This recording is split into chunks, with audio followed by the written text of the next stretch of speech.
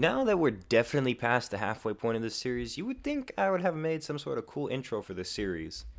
Nope.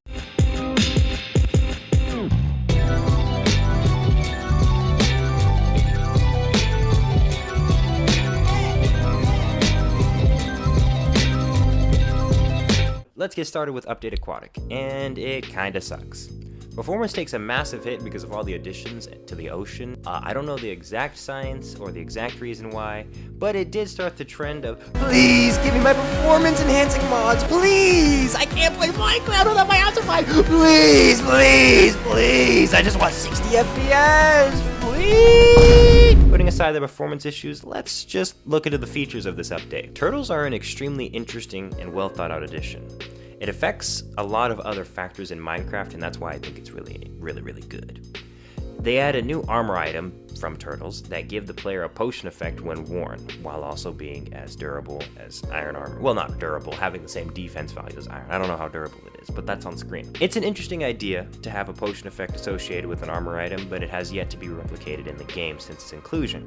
That armor piece is what's used to make a new potion that makes the player very durable, as well as a secondary potion effect for slowness. It's the only potion with two effects in one bob. Not to mention that turtles have natural predators, which, oh my goodness, Minecraft being like real life, they have natural predators when they're young. Some of these mobs, as listed on screen, have predatory relationships with turtles, be it the young turtles or their actual egg. Turtles are unique in the fact that they remember where they spawn. They lock it in, I don't know if that's the right phrase, but they lock it in, they remember that location, and they return there to lay their eggs, and it's considered their home beach. This amount of care and complexity with this mob is almost surprising. The polar bear wishes it could be this interesting. The turtles mechanics also feel very Minecraft. Every time you learn something about it, find out another layer exists. And I didn't even mention the fact that with turtles, you can make an infinite bull farm.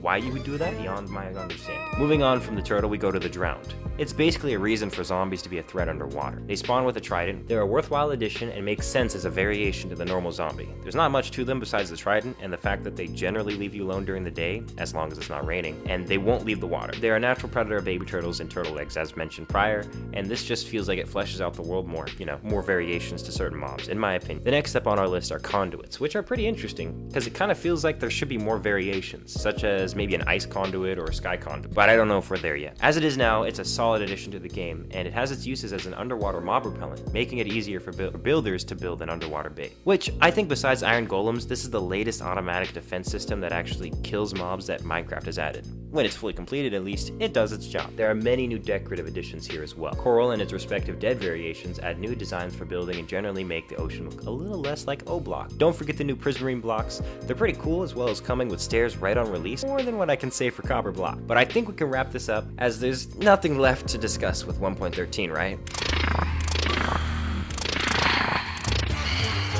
What is that? What is that? What the f? What is that? Is that a dinosaur? Close the door. Close the door. No! Stop. Stop. Stop, stop, stop, stop, stop.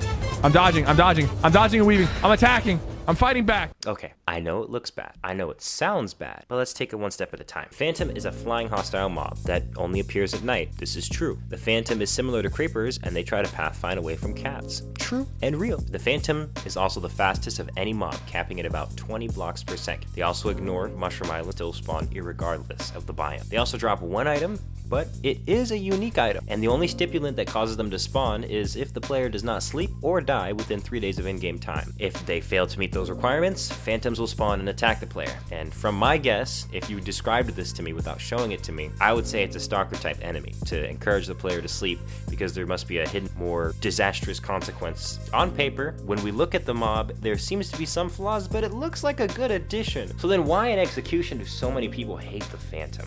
I mean, you already know the answer, but I'm just gonna try and explain it. I think it's because the Phantom breaks a couple of rules that can disrupt the gameplay flow in an annoying way. The Phantom is the only nighttime mob that cannot be placated with light sources. Even creepers won't spawn if it's bright enough. And as soon as it turns night and you haven't slept in 3 days, then the Phantom will come for you. 2. Fighting Phantoms are annoying. Not necessarily because they have complicated AI or anything like that. It's because their hitbox is difficult to nail down. Plus, depending on how you interpret the infamous bad things happen but it's technically the player's fault, that means their addition could be completely acceptable or unacceptable. As the player can't necessarily stop the world from progressing, they can't predict or make night and day go faster per se. I mean, the player can skip the night with the bed, but that always felt like almost an option rather than a you need to do this type deal. And that's the only way to prevent them from spawning. When it comes to Minecraft, that's kind of a really boring solution. Phantoms are a boring mob, as well as an incomplete concept, which is really shown through the fact that they eventually added a command to disable them entirely, which is insane when you compare it with the only other mob with a disabling command being the Warden, a mob they literally created not to be defeated, which you can defeat, but it's not meant to be. It's also kind of mind-boggling that the Turtle and the Phantom came out during the same update. The depth of the design in the Turtle and how it interacts with other features is very well thought out and very deep, while the Phantom isn't much better than a notification telling you to go to sleep. Let's move on to the next big feature of this update, the new structure. The shipwrecks are good. They're a structure that often has good early game and decent mid game loot. It's a nice structure with a good payoff. I do think that the loot from the buried treasure shouldn't be as good as having diamonds, but it makes it worthwhile at least. And then the big poster boy for this update, the Trident. A melee weapon that can be thrown as a projectile with interesting enchantments that dynamically change the weapon. I think it's a pretty fantastic addition. It doesn't take over the sword for PvP, but it has its uses. It's still kind of a shame it's not worth holding on to in, most PvP settings, but it has its uses in other parts of the game, which is nice. That wraps up for 1.13, so let's go into 1.14 and I'll be brief. It had some massive changes toward villagers, which makes them very powerful options for resource gathering. I will say that most trades here, while not giving tons of unique items, each villager type trade something that at least one type of player wants, be it diamond armor to wool type. You can easily live at a village and have an easy time on your Minecraft, which it's debated on whether or not that should be a thing in Minecraft, but I'm not here to argue with that. Other than the associated job blocks, some of which do not have uses, 2 new illager types were added. First, the Pillager, a ranged version of the Vindicator, and a Ravager, a beefed up mob that serves as a powerhouse of the villagers. The Pillager shoots a new ranged weapon type, the Crossbow, a solid alternative to the bow, in some aspects even better, with new enchantments. While not as differential as the Trident, they're both interesting additions. And there's a lot more additions here, but I don't really think I need to go over them.